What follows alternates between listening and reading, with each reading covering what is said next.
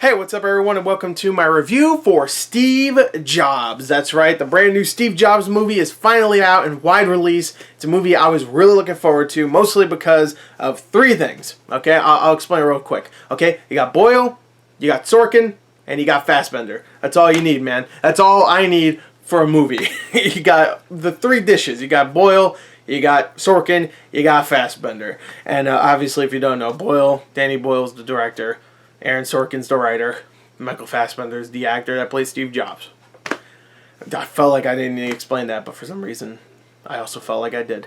But anyway, Steve Jobs is the second movie adaptation after Steve Jobs, sadly, well, going by how you feel for the guy, sadly or happily died, passed away. Me, I found it tragic. You know, he was still pretty young for the most part, so I was like, oh, he could have still done so much. But tragically passed away a few years ago from cancer. I'm pretty sure it was cancer. Lung cancer, I think. I'm not sure. But he passed away. That's the most important part.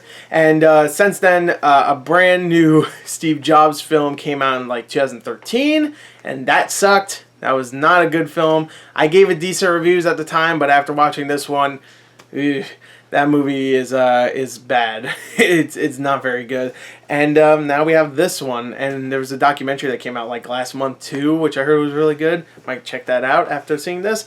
But I'm really excited to talk about this because this movie was yeah. So the story for Steve Jobs is actually very unique. It's a very, very unique three-act structure that I haven't seen in a movie like this, you know, a biopic or a movie in a long time or ever, really. This is very unique in a way where the three-act structure works like this, okay? The first, second, and third act are all behind-the-scenes footage, it's, reenactments, and most of it most likely didn't actually happen at that time and place, but whatever. I'm talking about the movie, okay? I'm not talking about what happened. It wasn't well done in the movie.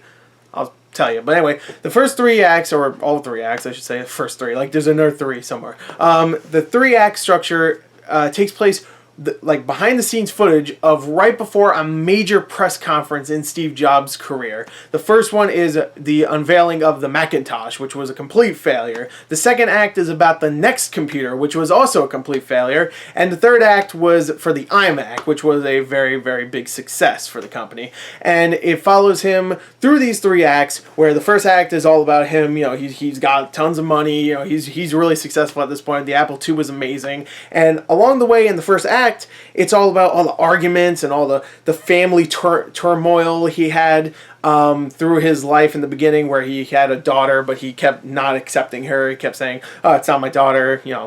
Those tests are incorrect," and all that. It's also about his secretary, played by Kate Winslet, who followed him throughout many, many years and even kind of cared for him. But there's times where even she has to like put her foot down and all that stuff and tell him straight up what to do and what not to do. And of course, Steve Jobs was a complete dick and very, very hard to work with. People didn't really care for him. A lot of the employees in the first act are like, "Fine, Steve, I'll try to do this." Like the whole freaking first act is great because this Andy Hertzfeld, I think. I can't remember his name. Andy Hertzfeld, I'm going to say.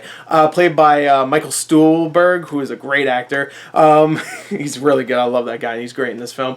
But there's a whole thing where Steve Jobs tells him, have the computer say hello, because that was a big thing. He wanted the computer to say hello to the people that are using it, because he feels it's like warm and inviting and stuff. And he's about to demo the Macintosh, and they don't have that ready, so it doesn't say hello. So for like a good 5, maybe 10 minutes, he's just berating Michael Stuhlbarg and telling him, "Hey, you better get this working. It's really important. I'm going to have your ass fired," or whatever, blah, blah, blah, blah, blah, blah, all that stuff. He didn't say he's going to have his ass fired, but whatever. And it's actually great. The dialogue is amazing, as you would expect from Aaron Sorkin. It's very, very flavorful. There's a lot of it. There's a lot of stuff to keep your attention. There's a lot of really funny moments, too. The first act is amazing. I love the first act. It's so good. Second act is great as well. I would say the second act is probably the weakest of the three acts. The second act is all about the NeXT computer, which is after Steve Jobs was fired from Apple after having the Macintosh be a failure and all that stuff.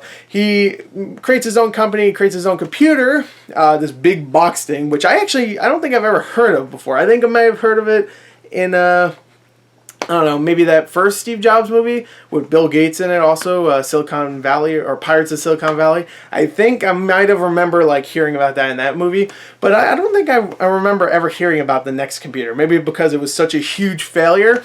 But that's really interesting as well. Again, right before the press conference, all this stuff starts happening, including his daughter and, like, of course, like I said, Lisa, that's her name, and him, like, kind of warming up to his daughter and really, like, really like trying to become a father figure more than the mother's being a mother figure to the daughter. But he's still a dick, so he's like, that's not my daughter, it's not my daughter. But I'll be nice to her, kind of. I'll be kind of condescending and whatnot. But it's not my daughter. I'll be condescending. I'll be a prick, but I'll be kind of fatherly. But no, she's not my daughter. So screw that girl. So there's a lot of stuff like that in the second act. Again, more arguments, all that stuff. Some great flavorful dialogue. Seth Rogen as Steve Wozniak, shows up and just wants some credit from Steve Jobs, even though Wozniak was the guy that really did all that work. Like, he did all the work for the Apple 1 and Apple 2. He designed them. He put Apple on the map, really. He co-founded the freaking company with Steve Jobs. And the first act's all about this as well. But in the second act and the third act, Seth Rogen, who's great in this film, really good, who plays Steve Wozniak, just wants some credit. Like, when Steve Jobs goes out onto the press conference stage and talks about the next computer or whatever computer, the iMac or the Macintosh, he just wants Steve Wozniak just wants him to acknowledge the Apple II team. That's it. Which I'm pretty sure includes him and all the lead programmers and designers and whatnot. But Steve Jobs just doesn't want to do that. And that's the whole big thing with Steve Wozniak and Steve Jobs throughout this film, is that Wozniak just wants credit. And he just wants to hear Steve Jobs say, thank you, pretty much. And you really feel bad for him, especially since Seth Rogen plays a very... Like, he's still funny and kind of like Seth Rogen-ish, but there's times where, he has to get serious, and you really do feel bad for him. I think in every one of these Steve Jobs documentaries or stories or movies, you always feel bad for Steve Wozniak, because he seems like a cool dude. He seems like a really nice, down-to-earth guy, but he's always getting screwed by one of his best friends. That's what he considers Steve Jobs, at least from the past. I don't know about now. But, especially since he's dead. No, I'm just kidding. Rest in peace. But, so yeah, the second act is great. The third act is great as well. Again, it's more about his daughter and him kind of coming in terms with, I'm getting older. I'm kind of a prick. Maybe I should like calm down. I'm about to introduce the iMac. It's a badass machine. Maybe I should calm down a little bit and become more of a father figure and be a better dude. Like, the third act is all about him kind of being a better guy. And again, this isn't spoilers. This is all what happened-ish, kind of. I know not everything in this is fact-based, but from what I've heard, a lot of this is stuff that happened, maybe not at the times that it happened. Like, there's certain things, like Steve Jobs reads an article in the second act about the next computer being bought out by Apple, and I know that article didn't get made until like 6 years after this movie said it did and stuff. Like, there's stuff in this movie that is just placed in there just, to be, helpful for the movie. You don't want like flash forwards or flashbacks out of nowhere saying this happened and this happened. It's condensed in nice little segments right before a press conference, and you don't get to see the press conferences really, which is fine because you can watch those anywhere. So why have reenactments of a whole press conference? It's silly. Just watch the press conferences. But it's just really entertaining, and what really knocks out of the park and makes this such a great film, not only is the writing, the top-notch writing, and the great direction, the acting is superb in this film. If Michael Fassbender does not get an Academy Award nomination for this, I know he's gotten like 1 or 2 in the past.